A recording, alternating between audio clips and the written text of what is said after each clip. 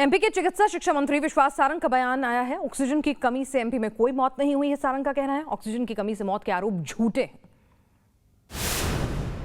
मेरा मानना है कि जो यूनियन मिनिस्टर साहब ने कहा है वो बिल्कुल सही है।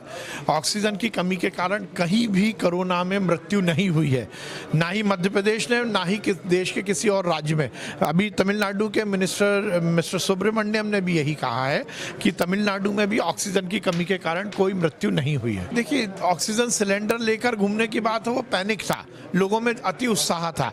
हमने पहले भी कहा है कि हमारे यहाँ ऑक्सीजन हमने लगभग 600 मैट्रिक टन प्रोक्योर किया और हमारी कंजम्पशन केवल 457 मैट्रिक टन था, तो हम तो सरप्लस में थे। ऑक्सीजन की कमी कहाँ आई? कहीं कमी नहीं थी। ये केवल मीडिया की खबरें हैं। ऑक्सीजन की कमी नहीं थी तो फिर ऑक्सीजन रेल चलाने की क्या जरूरत थी? अगर ऑक्सीजन की कमी नहीं थी तो फिर ये तमाम चीजें जो हैं, सड़कों पर हमने लोगों को रोते बिलखते देखा है, तो ये सब तस्वीरें कैसे आई थी? बहरहाल विपक्ष क्या कुछ सवाल उठा रहा है वो भी आपको बता दें। ऑक्सीजन के मुद्दे पर अखिलेश यादव का केंद्र पर हमला है। उन्होंने कहा कि कमी से देश में सैकड़ों मौतें हुई हैं। अखिलेश ने कहा कि दूसरी लहर में ऑक्सीजन की भारी किल्लत थी। अखिलेश केंद्र सरकार को झूठा ठहरा रहे हैं, लेकिन सवाल केंद्र सरकार से भी उठते हैं कि बाकायदा ऑक्सीजन एक्सप्रेस चलाने की जरूरत पड़ी, जिसके वीडियोस जो हैं खुद रेल मंत्री अपने ट्विटर हैंडल पर अपलोड कर रहे थे। अगर सब कुछ ठीक ठाक था, सब कुछ इतना रोजी और खूबसूरत था, तो फिर ये ऑक्सीजन रेल या फिर बाकायदा फ्लाइट्स बेचकर जो ऑक्सीजन ट्रांसपोर्ट करने वाले स्पेशल सिलेंडर्स होते हैं उनको इंपोर्ट करने की, ऑक्सीजन कॉन्सेंट्रेटर इंपोर्ट करने की जरूरत क्या पड़ गई?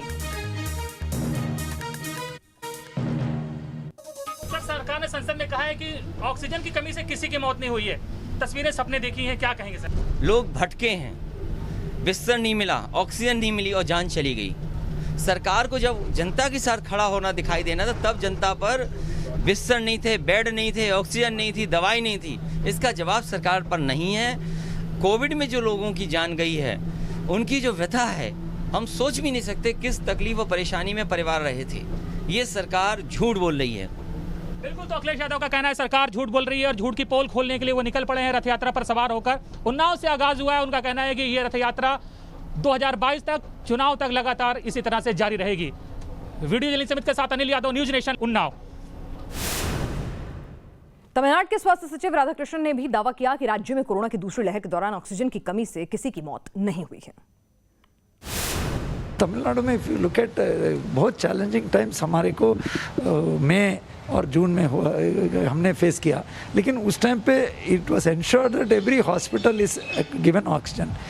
कभी कभी उस टाइम पे लोगों को ऐसा फीलिंग होता है कि ऑक्सीजन थोड़ा कम हो गया क्या, लेकिन इन पूरे इसमें हर जगह at the nick of the moment oxygen पहुंच गया। उसके बाद नेशनल प्लान भी एक बन गया था और even we started getting oxygen from the eastern corridor. Definitely we had challenges. Chengalpattu में एक चैलेंज हुआ था, लोगों को लगा कि ऑक्सीजन के कारण हुआ होगा, लेकिन उसमें भी जो कमेटी गई थी उसने देखा कि उसमें जितने लोगों को ऑक्सीजन दे रहे थे वो सारे लोग ठीक थे, लेकिन बीच में मैनीफोल्ड में बदलने की ज़रूरत पड़ी because there was a leakage in the pipeline. It was not supply linked thing, but उसके कारण भी वो मौत जो हुए थे वो हेल्थ रीज़न के लिए हुआ था करके उस कमेटी ने दिखाया था।